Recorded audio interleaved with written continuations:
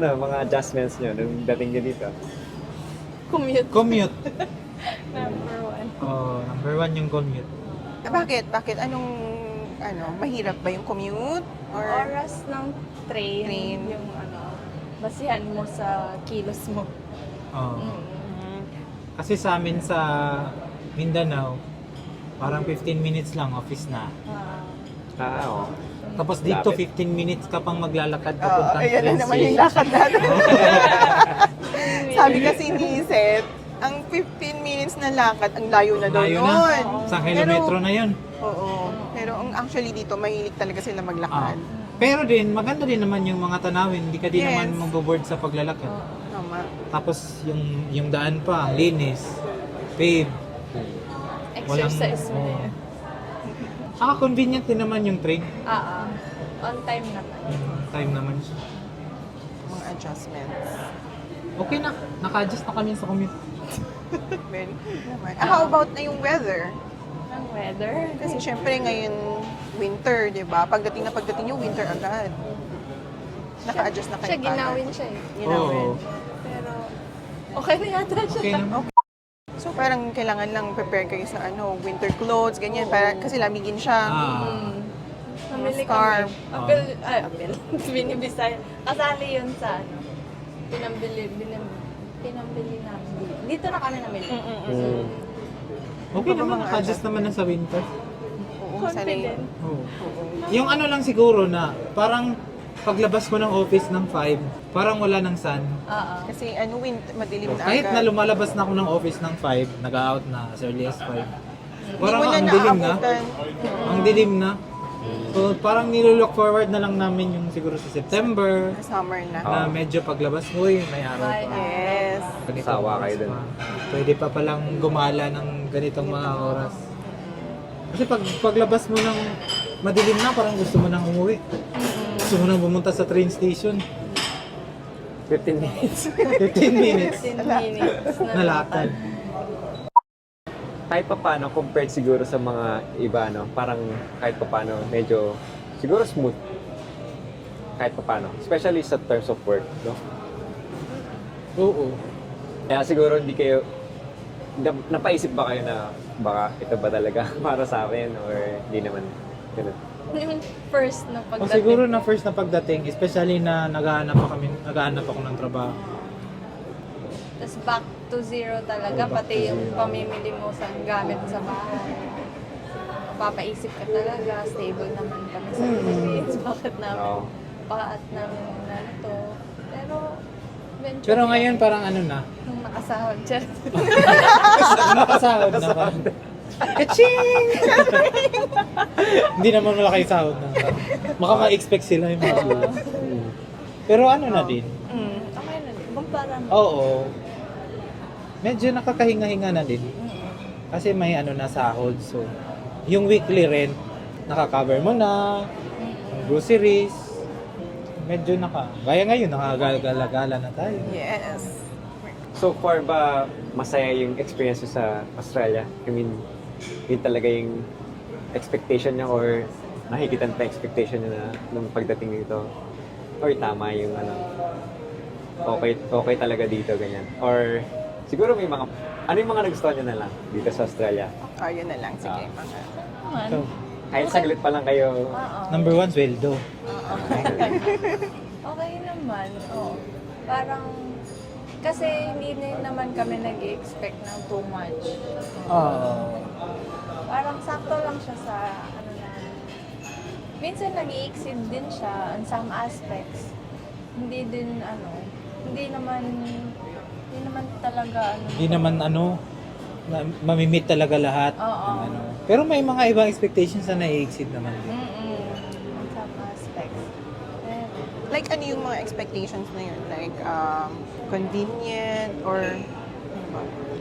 Ay, for example, kasi sanay kami na kami lang sa bahay. Okay. O ngayon shared house kami. Oo. Parang, Sabagay. Bagay. in some ways, parang nakatulong din siya sa amin na hindi kami parang nalulungkot. Lungkot. Oo, kasi mga Filipinos din yung kasama. Kasi mababait din yung mga housemates namin. Wala kaming problema. Oo. Saka Parang nung una, nag-alangan kami na may kasama tayo sa bahay. Pero later on, parang buti na lang, may kasama tayo sa bahay. Masaya Parang siya. ganun. Hindi lang yung kami lang yung nagkikita everyday. May iba kaming nakakausap. Tapos, Mm. may mga plans na din kami na gumala, kasama sila. Hindi namin inakala makaka-join kami ng mga Dafis. Oo, kasi Yan, we have talaga our naman. community. Pero prepare na namin yung self namin na magjo-join kami ng mga communities. Oo. Kasi yun yung mga advice din ng mga peers namin na kailangan nyo pag pumunta kayo ng ibang bansa. So parang open na din kami doon. So, nung may nagsabi na may ganito, ganyan, Shout out at Cheryl. si Cheryl, Tsaka- yung workmate niya, Tsaka kay Trish. Na Ayan, doon tayo talagang nag-meet. nag-push na mag-join kayo ng community. tapos Di ba nauna natin sila na-meet nung kay Brother Bo? Si Trish yung ano. Oo. first week pa lang namin, uy, yun yung artista na napunta natin sa YouTube. Oh, let's keep. Mamaya na yung bias. Oo, Thank kasi you. nakita Oo, ka diba? agad eh. din. Oo. Nakita Nakaka- agad ano. natin sila. Nakaka... Tapos si ate pa, Nakaka... Touch. si ate pa ng number, uy, kontakin nyo kami. Oo, hindi namin Tapos sabi Hindi pa namin niya, in-expect. Oo. Oo. Tapos sabi pa niya, ay, hindi ka naman pala, ano sabi niya sa akin? Hindi ka naman pala suplada ate. On screen. Di ba first time niya doon na magganito, di ba? First time niya. Nahiya siya mag-ano. First time niya ngayon, di ba? First time. Na magganito, mag-Q&A. Oo, yung mag-Q&A. mag-Q&A. Oo. oo. First time mo. Oo. Tina mo, ganyan ka-special. Oo. Ganyan kayo dalawa ka-special. Sobrang bait Okay. niya ni Day. Shout out. Ano yung sabi niya nung unang namin nagkita, di ba? Ate, Suplada na si ate sa mga video. Balikan nyo.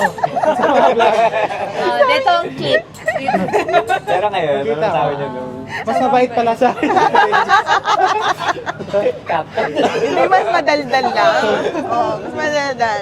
Kunwari lang tahimik. Pero kaya niyo ba nasabi yun? Parang based din sa experience nyo, yun siguro yung kailangan talaga dito na Mga community. Or di niyo naman na-experience masyado dahil ginawa niyo kagad yung advice. Parang di din natin masyado, no? Oo, ginawa kasi namin agad. Kasi ano pa lang, sa bahay may nakakasama na kami. Tapos first week pa lang din, may mga friends na din kami na Nag-reach out. Oo, nag-reach out. May isa nga kaming friend, shout out kay Trixia. O di ba, pinadalhan pa kami ng grocery online kahit nasa Newcastle siya. Oh. Parang day 2 siguro namin yun. Palaging nangungumusta. Saka yung friend ko, shout out din kay Dandy. Bait. Laging nangungumusta, parang every 3 days. Parang, kumusta kayo? Ano, Galing. ganyan. Tapos siya, may work na din siya sa office niya. Sa friend niya, si Alina. Good. Parang ang dami na nga naming namimi.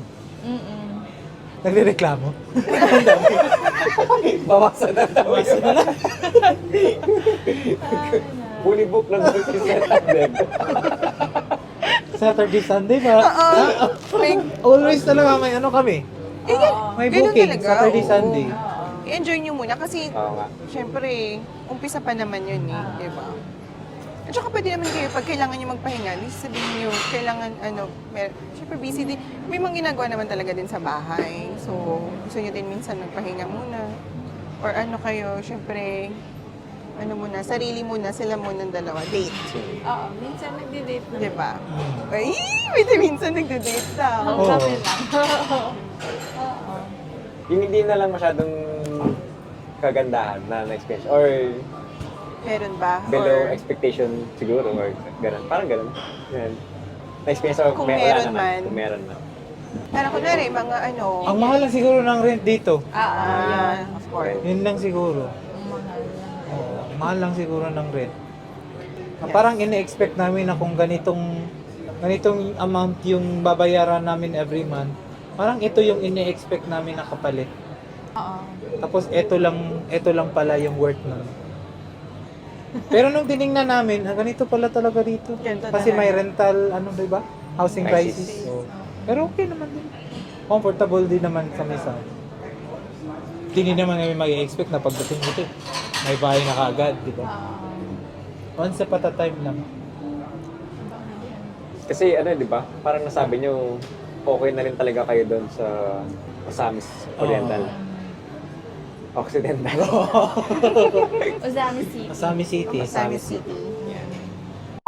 Meron ba kayong mga advice sa mga gusto pumunta dito or ma-advise nyo bang pumunta dito or any message? Siguro i-weigh muna nila bago mag-decision. Ganun. Parang pray mo muna for wisdom kung tama ba yung decision mo. Kasi hindi mo naman talaga ma-rush yung things. Yun lang, slowly lang muna. Research, gano'n. Pero maganda talaga yung quality. Sa ano lang namin, parang sa first month, parang masasabi ko, maganda talaga yung quality of life. Gusto naman sila i-encourage, pero kailangan talaga balance. Kasi case by case. Oo, Oo, case to case. case to case. Case to case. Ako naman Yung ano lang siguro, yung mga pros and cons din, i-weigh nila. Tsaka, madami na din kasi tayong mga kababayan, di ba, na umuwi din. Oo. So, baka yun, pwede nila yung yung mga insights din. Manood sila ng mga vlog, kung bakit umuwi, kasi kung ready ba din sila. Kasi may mga reasons din naman. May mga reasons din naman. Tsaka kahit din naman kami, kahit okay kami dito, hindi din naman namin masasabi na hindi kami uuwi sa Pilipinas. Kasi di ba, uncertain lahat. So, baka ngayon okay kami dito sa vlog, tapos after few months, baka mag-iba yung Hindi pananaw natin namin alam. sa Australia. Di ba? Ina-enjoy na lang namin sa ngayon. So, yung sa mga nagpaplanong pumunta dito, research lang. Tapos, kayo, expectation check. Oo. Kasi ang daming iba na nade-depress or kaya nade-disappoint kasi parang ang taas ng expectation nila bago pa dumating dito. So at least kung lowered yung expectation nyo, at least magugulat ka na positive note, ito pala. Kasi parang yan yung nangyari sa amin. Medyo hindi namin tinaasan yung expectation. Kaya nagulat na. Kaya parang nagulat na lang kami na after 1 month, ay okay na. Okay lang pala. Okay lang pala. Magiging okay din pala. Kasi kinondisyon na namin.